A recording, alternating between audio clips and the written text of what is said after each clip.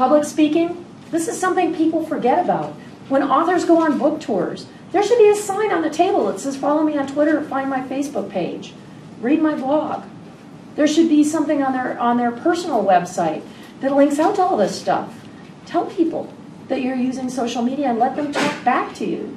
I know, it's shocking, isn't it? But, you know, when you have an event, if, you know, something like this, I might ask somebody to live tweet the whole thing. Tell everybody what I'm talking about, especially if I'm doing a talk on Google+, because my book just came out.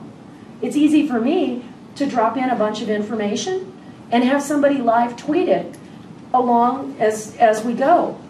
So what live tweeting is just sharing those bits of information during the presentation, tagging it with my name, maybe tagging it with the event, and then that all goes into the archive. If somebody's presenting at a conference that's got 1,000 people, and maybe 10% of them are watching that hashtag on Twitter, those 100 people are all going to see that you fit into that stream. Putting excerpts of your book up in advance, pulling little bits that you can include, putting things on SlideShare. Does everybody know what SlideShare is? Anybody? Okay. So SlideShare, I'm going to put these slides on SlideShare. It's slideshare.net. My username is /jfouts, and I'll put these slides up tonight when I get home. You can put up PDFs, and you can put up movies, videos, and you can put up PowerPoint slides, and you can actually record a voiceover with the PowerPoint. You don't have to have gone to a conference. You don't have to have given the presentation to upload the slides. It's a great place to get research, to go and look at what other people are talking about. If there's a conference that's related to your industry, go look at SlideShare to see if they're uploading the slides afterwards so that you can view them. If you want to put a particular position out there, create a PowerPoint, upload it to SlideShare, share it on all your networks, and get people to comment on it. Some of these have hundreds of thousands of followers. People download them, they use them in their talks, you get your name out there. It's another way to really, you know, just get those resources out there and refer people.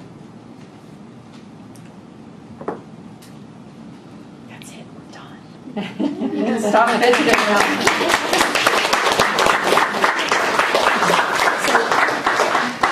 So, we've had some really great questions throughout this little presentation. If you have any more questions, I'd love to talk to you. I'd like to hear more. You can always email me. Tweet me is better. If you send me a direct message on Twitter, it goes right to my phone. If you tweet me, it goes right to my phone, and I respond much more quickly. But you can always just call me. I'm very analog. I'm very comfortable, so easy to talk to, I hope. Any questions? LinkedIn. Yes. So you just kind of. I kind of went. Oh, I can only cover so much in an hour. Okay. But, do you think there's value? I think there's a huge amount of value in LinkedIn for finding people in areas that you're interested in, for networking and professional development, answering questions. If you want to find a new source, then start answering some questions. Do some searches in Q&A. And keep your profile updated. People think that it's a resume repository. That's not what it is. You can say anything you want on LinkedIn. It doesn't have to be your resume. You can actually reorder it and tell people what you're all about and why they should care. That's more important than anything else. Anybody else? You didn't talk about Pinterest. Oh, thank you. Okay, Pinterest. We were going to talk about this. So, Pinterest is a virtual scrapbook, in case you don't know what it is, where you can grab photos from the web, or upload them from your phone, or upload them from your desktop, and create these cute little boards that are, they call them pin boards, that are collections of graphics or videos around a particular subject. It's taken off like mad. They've got like 10 million users. Now I think it's 14. It's insane. And a lot of them are focused around food, or you can focus them around topic. I have one for hot cars, because that's the way I roll. I have one for horses. You know, I have lots of stuff. One of the problems with Pinterest, one of the biggest problems of Pinterest, is that if you upload a photo from your hard drive that you just grabbed somewhere, and you don't own the copyright for it, and somebody sues you or sues Pinterest, you're liable. If somebody sues Pinterest, you're liable. It says so in the terms of use. When you sign up for the site, you're saying a couple of things. One, that anything that you post, they can reuse, and even if you delete your account, they keep it forever if they want. They can reuse it in marketing if they want.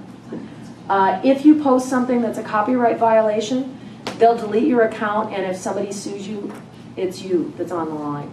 So it's fine, I think, marginally, if you pin things that are from pages so that there's a resource, so that there's a reference URL to the original source. But I've seen people pinning Getty images that still have the watermark on them. Now I know from personal experience where one of my associates used a Getty image that they grabbed off the web, didn't know it was Getty image. Getty had all their tags in the back end, and they found us and sued us for some PowerPoint presentation we did 6 years ago. They'll find that stuff, and it all comes back to you because you're using it. So if you use Pinterest, great, cool, wonderful, make sure there is attribution everywhere. Don't put up stuff that doesn't belong to you. It's the same thing on the internet anywhere. Don't share images that don't belong to you without attribution.